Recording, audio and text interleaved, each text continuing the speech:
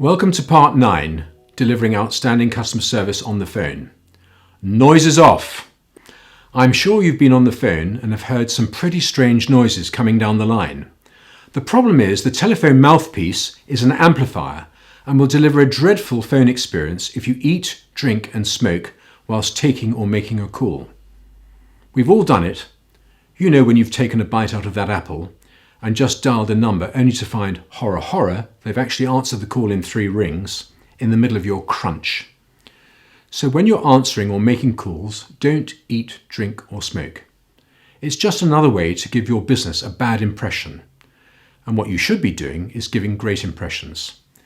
Thank you for listening. Hear what I mean? Another crunch putt hold.